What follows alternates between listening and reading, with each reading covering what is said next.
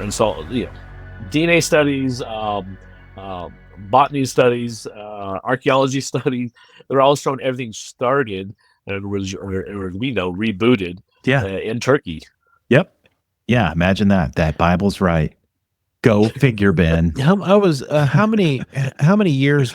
How many years was it? Stupid question because I should know this from Well, that's good. It was Ark landing to the Tower of Babel. You got any ideas off the top of your head, Andrew? I think you're talking several generations. I mean, just to give you a time frame, because when we read it in the Bible, it's like it's condensed. It's condensed, but just to figure out how long they have to travel. Yeah, I know that's like here I was actually looking. I was using ChatGPT. What I did, I fed it Genesis chapter 10. I said, make a genealogy chart easily for me. Yeah, I took all those verses and it made this diagram. Mm-hmm. And I asked it to number each level by generation after Noah. And so if you look at Genesis 10, Nimrod, it says he was the mighty hunter. He was the fourth generation of Noah's generation 1. And it says that he built these different kingdoms. These are cities that become kingdoms. Yeah. So it mentions Babel is one of them, whether that's the Tower of Babel site or named after. But if it is the Tower of Babel site, then he's the fourth generation after Noah building that.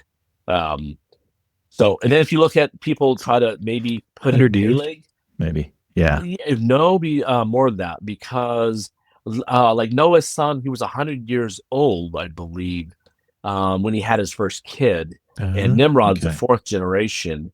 But what's interesting, and I was just I forget about that. Yeah. Tower of Babel. Let's see. Let me go back to 10. Descendants. I think it's 12 that actually mentions all their dates and names. Sorry, I was just thinking about this of how long it just took them to travel, because we don't think about that. Yeah, no. Well, and I remember from a history class or whatever, the 20 miles that we talked about earlier makes a lot of sense, because if you look just at our history, right, when we were exploring and we were kind of setting up settlements, a lot of the major original cities in America, and Andrew, you're more better at this than me, but are about 20 miles apart, because that's about what you can travel in a day. Yeah, it's about 20 miles. Journey. Yeah. So if you're in good shape, now if you're me, you're going to get about 3. Oh, no, you'd be fine. That'd be fine. That's right. That's why we have camels and stuff. I can walk about 5 miles in an hour. You'll be fine. Yeah, there you go. There you go. Yeah. So you can kind of see, when we throw this up.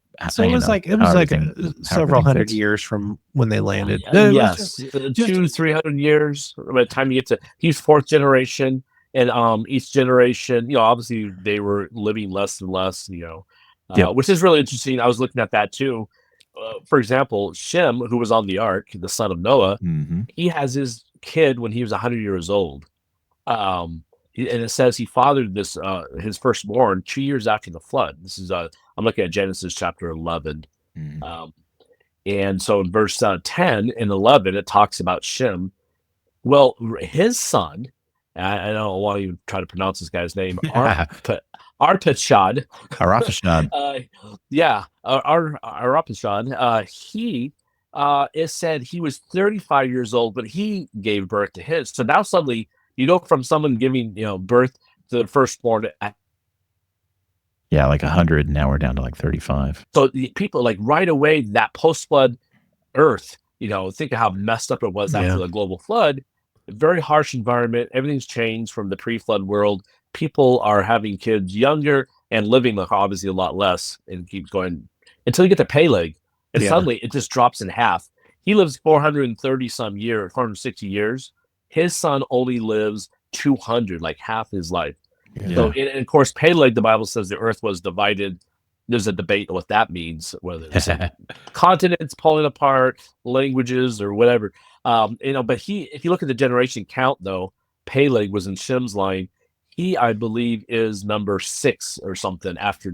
So he's definitely after Nimrod. So if Nimrod was about the Tower of Babel, the first cities, Peleg is a couple generations after that. Something happens, what they call it the division of the earth. And right after that, the next generation, everyone is like living very short. It's longer for us, but 200 years